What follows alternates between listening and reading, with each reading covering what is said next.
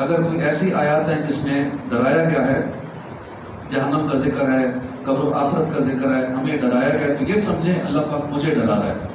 جو حکم دیا گیا اللہ، یہ سمجھیں اللہ پاک مجھے حکم فرما رہا ہے۔ کسی چیز سے منع کیا گیا تو یہ سمجھیں اللہ پاک ڈرے مجھے حکم فرما رہا ہے کہ میں نے اس چیز سے بچنا ہے۔ تو اس انداز میں قرآن کی تلاوت کریں گے تو انشاءاللہ پھر روحانیت ملے گی، سکون ملے گا، مزہ آئے گا قرآن پاک کی تلاوت کرنے کا۔ اور قرآن پاک کیوں نازل ہوا، اس کا جو مین مقصد کیا تھا، قرآن پاک میں سورہ شورى کے اندر اس کو بیان کیا گیا ہے کہ قرآن پاک اس لیے نازل ہوا کہ اے محبوب آپ ان کو ڈرائیں، ڈرانے کے لیے نازل ہوا۔ تو کئی لوگ کہتے ہیں ہمیں مولوی ڈراتے بہت ہیں، تقریروں میں ڈراتے ہیں، ڈراتے ہیں، واقعی ڈراتے ہیں۔ اللہ کرے ہم ڈر جائیں، ہم ڈرتے تو نہیں ہیں، ہم ڈرتے نہیں اس لیے تو گناہ کرتے ہیں۔ ڈرتے نہیں ہیں کہ آنکھوں میں سیسا پگھلا کے ڈالا جائے، آنکھوں میں وہ آنکھ بھر دی جائے گی، اسی لیے تو بدلے گا ہی کرتے ہیں۔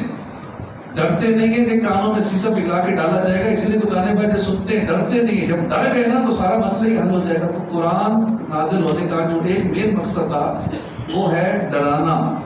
اے محبوب ان کو مکے والوں کو اور باقی لوگوں کو آپ ڈرائیں، اللہ کرے ہم باقی ڈر جائیں۔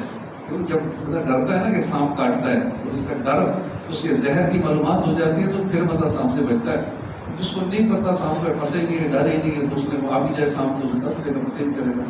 تو اللہ کرے ہم ڈر جائیں، ہم جہنم سے ڈر جائیں، ہم قبر و آخرت سے ڈر جائیں، پورے صراط پر سے گزرنے سے ہم ڈر جائیں، میزان پر ہماری نیکیاں ہلکی پڑ جائیں گی، گناہ بھاری ہو جائے گی۔ کاش ہم ڈر جائیں، جہنم کے عذاب سے ہم ڈر جائیں، ڈر کے گناہ ہی چھوڑ دیں۔ ویسے تو اللہ کی محبت میں گناہ چھوڑنے چاہیے کہ محبت میں اپنی گناہ یا الہی نہ پاؤں میں اپنا پتہ یا الہی۔ کاش اللہ کی محبت میں ہم عبادت کریں لیکن چلیں ڈر کے بھی گناہ چھوڑ دیں، عبادت میں لگ جائیں، تو یہ بھی بڑی بات ہے۔ تو اللہ پاک ہمیں قرآن کریم سے محبت نصیب فرمائے، قرآن کی تلاوت سارا سال کرتے رہنے کی توفیق عطا فرمائے۔ ابھی سے نیت کر لیں، کیونکہ شیطان قید ہے، نیت کرنا بھی آسان ہے، جب وہ آزاد ہو جائے گا تو پھر نیت بھی نہیں کرنے دے گا۔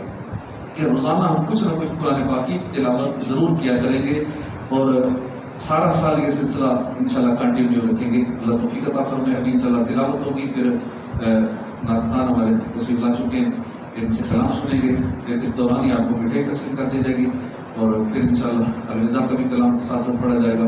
تو ہو سکے تو رو رو کے آنسو بہا کے رمضان کی غم میں، تو جب آنسو نکلے تو پھر نکلنے دینا چاہیے، شرمانا نہیں چاہیے دائیں بائیں سے۔ ہو سکتا ہے ایک آنسو، ایک کسی کا خالی پلک بھیگ جائے، اللہ پاک کسی کی سب کے مغفرت فرما دے۔ جہنم کی آگ کو وہ ایک چھوٹا سا آنسو جو نا پلک کی جڑ کو بھگو دیتا ہے نا، بس کر کوئی جہنم کی آگ کو بجھا دیتا ہے۔ اور انشاءاللہ الوداعی کلام رسول اللہ میں سنایا جائے گا اور اس کے بعد پھر آپ کو وقفہ دیا جائے گا، آپ مٹھائی کھائیں، چہل قدمی کریں، انفرادی عبادت کریں، تو آدھے پونے گھنٹے کا وقفہ ہوگا۔ اس کے بعد ہمارا انشاءاللہ دوسری نشست کا آغاز ہو جائے گا، وہ مبارک کی زیارت ہوگی اور اپنے آقا صلی اللہ علیہ وسلم جن کا ہم ذکر سنتے ہیں مزہ آتا ہے، جن کی باتیں سنتے ہیں، راتیں بھی مدینے کی، باتیں بھی مدینے کی۔ اس وقت مدینے میں بھی وہاں جو لوگ رابطے میں آتے رہتے ہیں، لاکھوں کا مجمع ہے، لاکھوں، اتنا رش ہے کہ روڈوں پہ ٹریفک بلا گئے۔ کئی جو بندے بھیجو ہیں وہاں سے عمرے پہ گئے ہوئے، وہ کمپلین کر رہے تھی بس 2 گھنٹے لیٹ آتی ہے۔ تو بس والوں سے پوچھا کہ کیوں لیٹ آتے ہو؟ وہ کہتے ہیں جی 4 گھنٹے تو ہم ٹریفک میں پھنسے رہتے ہیں۔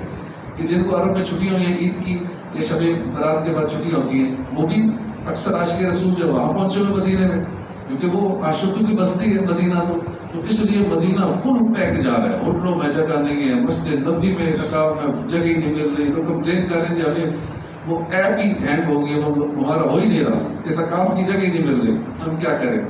تو اللہ پاک ہم سب کو بھی دکھائے، رش ہو، تکلیفیں ہو، جو بھی ہو، محبوب کی کوچے کی تکلیف بھی مزیدار ہوتی ہے۔ وہاں چلنا پڑ جائے، وہاں بندہ تھک جائے تو پھر بھی اپنی شکایت نہیں کرنی۔ جب مدینے میں پہنچ جائے نا تو وہاں شکایت نہیں کرنی کہ چلنا پڑ گیا، تھک گئے، بیمار ہو گئے، کانٹا چبھ گیا، بخار آ گیا۔ تو وہاں تو عاشق رسول کو کانٹا چبھا، انہوں نے کانٹے سے کہا اے خارے صحرائے نبی، پاؤں سے کیا کام تجھے، آ میرے دل میں اتر، دل میں ہے رستہ تیرا۔ تو وہاں کی تکلیف کو بڑے خوش ہو کے، کبھی اللہ تعالیٰ نصیب کرے نا تو وہاں کی تکلیف خوش ہو کے قبول کرنی چاہیے۔ تو اللہ اگلا رمضان آپ سب کو مدینے میں نصیب کرے، آمین، الہی نبی صلی اللہ علیہ وسلم۔